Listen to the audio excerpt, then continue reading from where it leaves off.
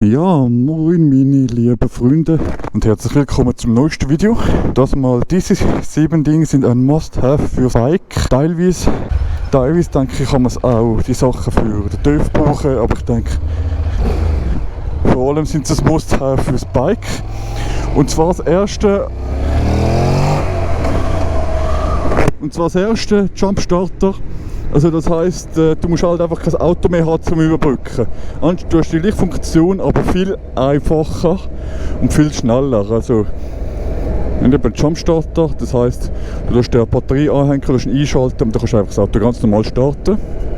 Wenn mal Batterien so dünn sind, braucht man wahrscheinlich fast sozusagen nie im Normalfall, wenn man keine Batterie, die man anschließt, wenn man das Auto normal bewegt. Alles braucht man das wahrscheinlich so gut wie nie. Aber ich bin trotzdem froh, das zu besitzen.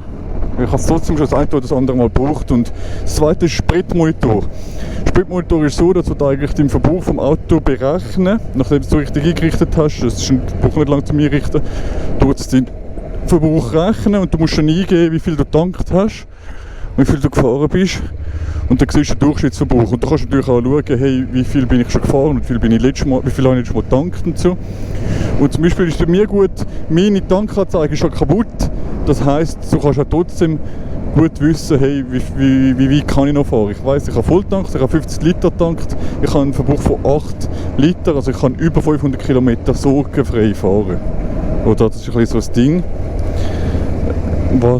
warum ich den Spritmonitor gerne habe und dass ich das gut finde. Dann als drittes ein Ölkanister im Auto.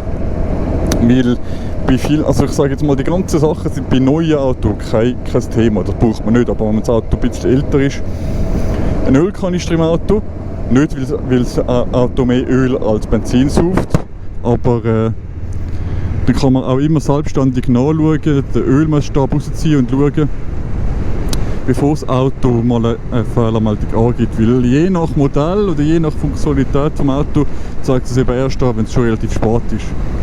Also auch wenn man da die Anzeige hat im Auto, wenn es am Bordcomputer aufleuchtet, trotzdem selber noch anschauen.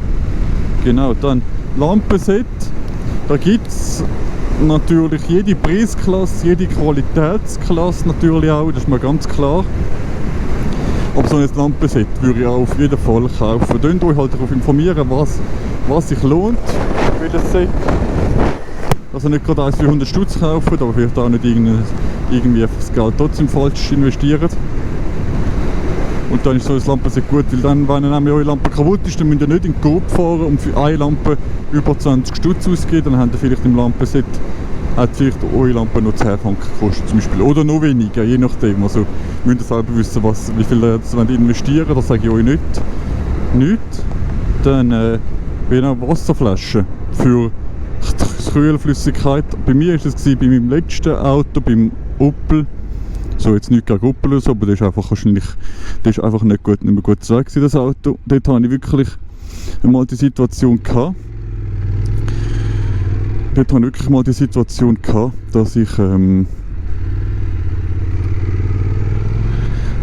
ich ins Kino gegangen bin und der ist wirklich heiß gelaufen. Ich habe gesehen, die Wassertemperatur, die ist über 100 Grad gegangen. Normalerweise ist sie immer auf 90, soviel ich weiss. Der ist über 100 Grad gegangen und natürlich scheiße, ohne Wasser zu fahren. Also wirklich richtig scheiße. Und ich sage jetzt mal, wenn euer Auto nicht Gold wert ist oder wenn euer Auto sowieso nicht mehr viel Wert hat oder so, dann könnt ihr einfach wirklich eine normale Wasserflasche dabei haben, ohne irgendwelches Mittel drin oder so. Einfach nur Hahnenwasser, ohne Kohlensäure, selbstverständlich. Oder könnt ihr das leeren, dann lieber das rein, anstatt gar nichts zu haben. Ganz ehrlich. Und wenn ihr ein teures Auto habt oder ein kleines Auto, dann müsst ihr natürlich schon schauen, dass ihr das richtig ordnungsgemäß flickt. Aber so muss es sonst eigentlich nicht unbedingt sein. Dann, genau, Reserverad, das habe ich selber noch nicht. Das muss ich auch endlich mal kaufen. Ich muss mal schauen, ob ich wirklich ein richtig günstiges bekomme. Ich will da nicht einen Haufen dafür zahlen, vielleicht auf dem Schrottplatz oder so. Das wäre nämlich auch gut, das Reserverad, weil wenn ihr eine Panne habt, dann sind ihr innerhalb von 20 Minuten wieder fit. Und Kompressor wäre auch wirklich cool, um dann den Pneu auch aufzupumpen. Weil euer Reserverad könnt ihr nicht könnt, wenn ihr das rein da habt, wenn ihr das gepumpt habt. Ich weiss nicht, wie lange das die Luft drin bleibt. Vielleicht ein Kompressor wäre vielleicht auch noch von Vorteil. Aber ich sage jetzt mal, das ist der letzte Punkt, das ist am wenigsten wichtig. Genau. Aber mich würde mal interessieren, könnt ihr gerne ihr in die Kommentare schreiben, was ihr so davon haltet. Jetzt habe ich den gegrüßt, aber sie hat mich nicht gegrüßt. Nein, was ihr so davon haltet, was ihr so sinnvoll findet. Dann würde ich sagen, wäre es das gewesen. Bis zum nächsten Mal. Euer Obscure 94. Ciao miteinander.